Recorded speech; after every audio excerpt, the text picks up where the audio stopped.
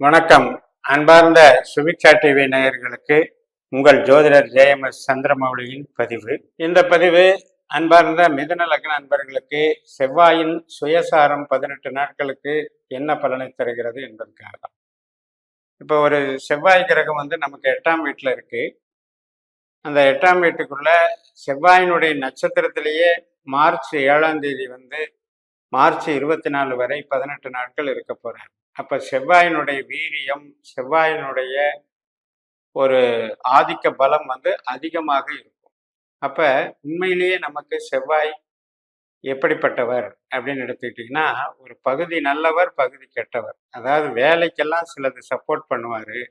ஆனா அதே நேரத்துல கடன் பிரச்சனை மற்றும் உடல் உபாதைகள், விபத்துகள், வம்பு வழக்குகள், வாய் சண்டைகள் இதில் எல்லாம் கொஞ்சம் நெகட்டிவா செயல்படக்கூடியவர்.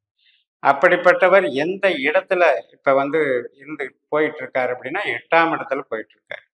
இந்த 8ஆம் இடம் என்பது நமக்கு தடைகளையும், தோல்விகளையும், கஷ்ட நஷ்டங்களையும், வலிவேதனையும் குறிக்கக்கூடிய இடம். அப்ப இவ்வளவு நாள் அந்த ஒரு மாசத்துல பல சுத்திராட நட்சத்திரத்தை கடந்து, திருவோண நட்சத்திரத்தை கடந்து இப்ப வந்தாலும் கூட அவிட்ட நட்சத்திரமான தன்னுடைய சொந்த நட்சத்திரத்துல வரும் பொழுது அந்த 8ஆம் இடம் இன்னும் கொஞ்சம் வீரியமாக செயல்படும். அதுல குறிப்பா 9 நாட்கள் அப்படின்னா 16ஆம் தேதி வரைக்கும், மார்ச் 16ஆம் தேதி வரைக்கும் அந்த 8ஆம் பாவம் அதிகமா இயங்குறதுனால இந்த நாட்கள்ல நீங்க கேர் எடுத்துக்கணும். எதுல அப்படின்னா கடன், பகை, நோய் மற்றும் நமக்கு எதிரிகள் தொல்லை, வழக்குகள் இதெல்லாம் நமக்கு பார்த்துக்கணும்.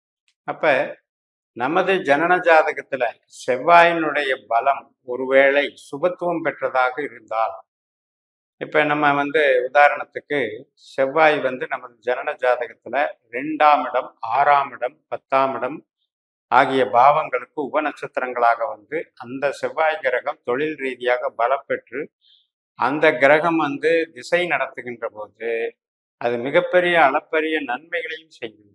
அதனால அது நமது ஜனன ஜாதகத்தை பொறுத்தது.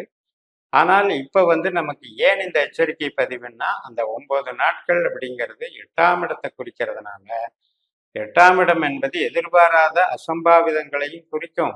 சில பேருக்கு எதிர்பாராத தனவரவு, எதிர்பாராத திடீர் நன்மைகள் அப்படிங்கிறது ஒரு சில பேருக்கு அது எதிர்பாராம நடக்கும்.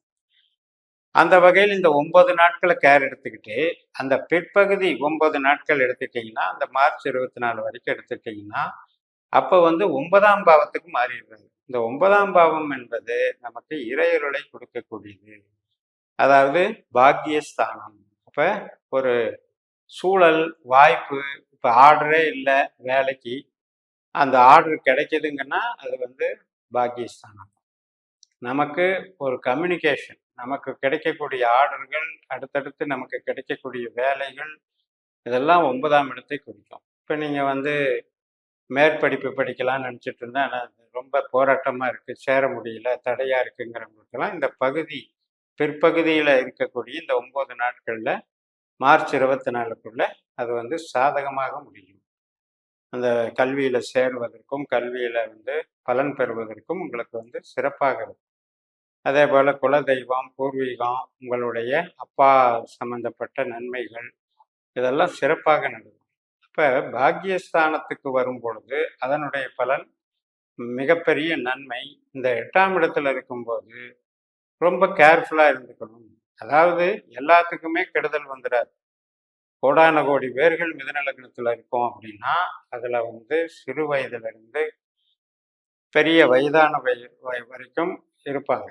அவங்களுக்கு எல்லாத்துக்குமே 8ஆம் இடம் என்பது கஷ்ட நஷ்டம்ங்கிறது விபத்தாகவோ எல்லாமே கெடுதலாகவோ பண்ணாது.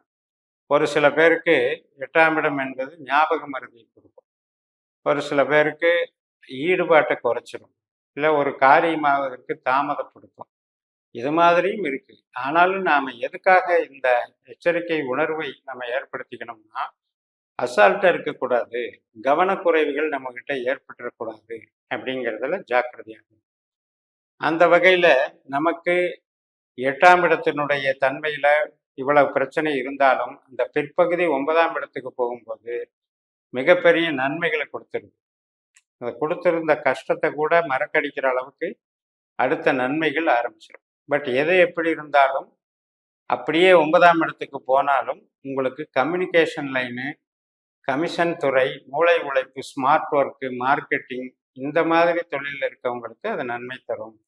உற்பத்தி சார்ந்த துறை, ட்ரேடிங் பண்ணுறவங்களுக்கு அவ்வளோ சிறப்பில்லை. அதனால் ஒரு ஸ்டாக் ஆயிரும், உற்பத்தி வந்து முடங்கிரும், அல்லது ஆர்டர் இருக்காது, டிமாண்ட் இருக்காது.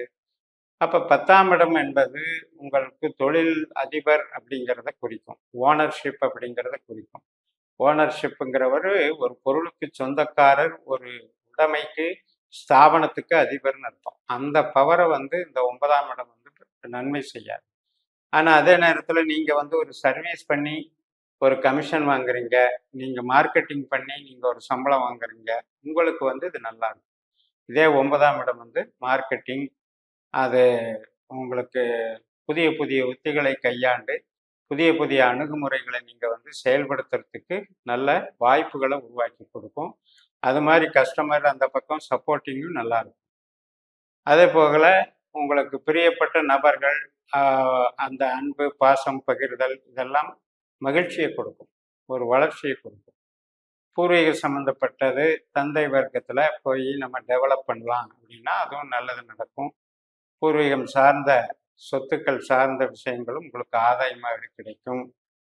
பூர்வீகத்தில் கோயில் வழிபாடு, கோவிலினுடைய குலதெய்வத்தினுடைய அனுகிரகம் இதுவும் வந்து உங்களுக்கு நன்மை கொடுக்கும்.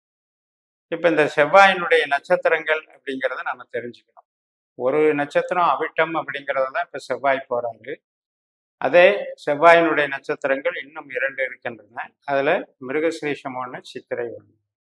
அப்போ அவிட்டம், மிருகசீரிஷம், சித்திரை இது 3மே எந்த நட்சத்திரமாக இருந்தாலும் 3மே அன்றைக்கு தன்னை ஈடுபடுத்தி கொண்டு நமக்கு பலன்களை வழங்கும். அப்படிப்பட்ட வகையில் பார்க்குறீங்கன்னா அவிட்டம் அப்படிங்கிறது தவிட்டு கூட்டம், பல எண்ணிக்கையை குறிக்கிறது, அஷ்ட வசுக்கள் தேவதைகளை குறிக்கிறது, சிங்கத்தை குறிக்கிறது. ஸோ இதெல்லாம் வந்து நீங்கள் யூஸ் பண்ணிக்கலாம். ஒரு படங்களாகவோ, வன்னி மரத்தை குறிக்கிறது, வன்னி மரம் உள்ள ஸ்தலங்களுக்கு போயிட்டு வரலாம். அதே மாதிரி மிருகஸ்ரீஷம் அப்படிங்கிறது கருங்காலி மரத்தை குறிக்கிறது, கருங்காலி யூஸ் பண்ணலாம். கோழி, பறவையை குறிக்கிறது. அதே மாதிரி சாரி பாம்பு, இப்படி அதனுடைய தேவதை வந்து சோமாஸ்கந்தர் வழிபாடு, இதையெல்லாம் செய்வதன் மூலம் அதுவும் செவ்வாயினுடைய அனுகூலத்தை பெற்றுத்தரும். பொதுவாக செவ்வாயினாலே முருகன் அர்த்தம், சிவப்பு கலர்னு அர்த்தம், பவளம், ரத்தினம், 9ஆம் நம்பர் இதையும் நம்ம வந்து இயக்கிக்கலாம். அதே போல் சித்திரை நட்சத்திரம், இந்த சித்திரை நட்சத்திரமும் வில்வ மரம்.